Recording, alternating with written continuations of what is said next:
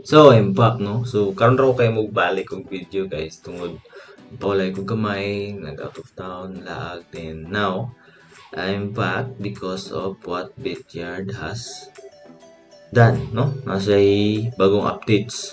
And last time ago, mga few weeks ago, nagka-problema sila, no, about sa copy trades, lag, ilang platforms. But now, na medyo nagka-improve na sila, nag-upgrade na sila. So, taga na to sa konsiderasyon ng platform because pricing pa lang ni siya. So ang Bityard is one of the dali kayo, paspas kayo may improvement tungod sa iyang advantages other than other exchange, no? Kay gamay pa lang manggod nga platform na nag-offer og copy trading, no?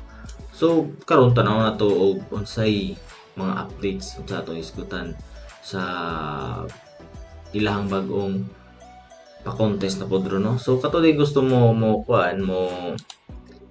join sa kong team sa trading. So diri tas trading master, no? Mo nilang nindot for this na lang. So namapata diri. So pawa pa to yung join bago ako nagpalista diri. Asa na to? Tara, no? So wala pa lang chay isulod sila ano ni sila Sir Robert ni siya. Wala pa kasi limara siguro may depende.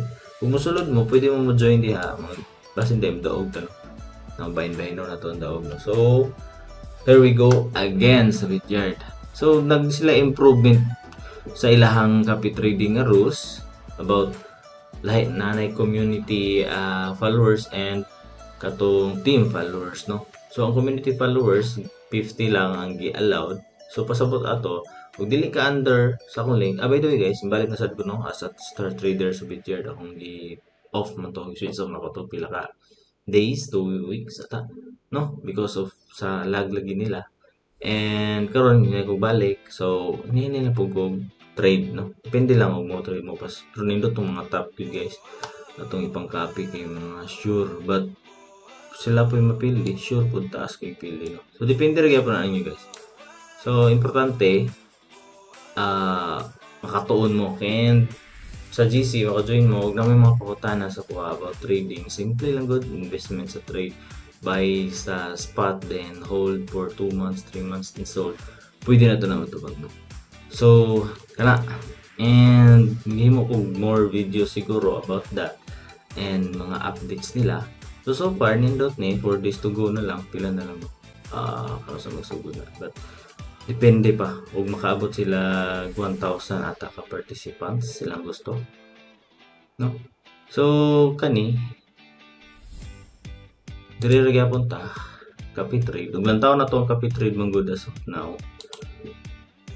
Puno na gid, no? Mo ni ang nakakuan kay puno kani gamay pa siguro trade na mostly mga top kay na puno na, pero pwede ra gyapon ta makapilian na nila, no? Check lang ninyo ang ilahang mga profit rate nila, win rate, no? Super ako nag-negative ko last month kay pildi man ko, no?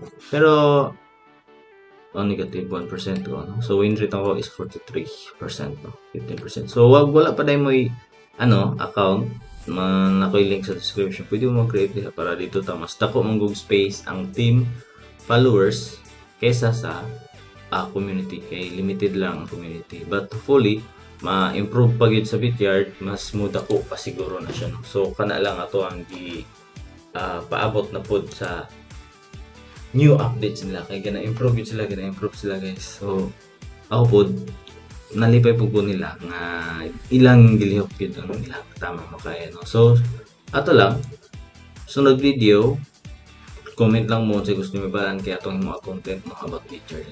So thank you, that's it.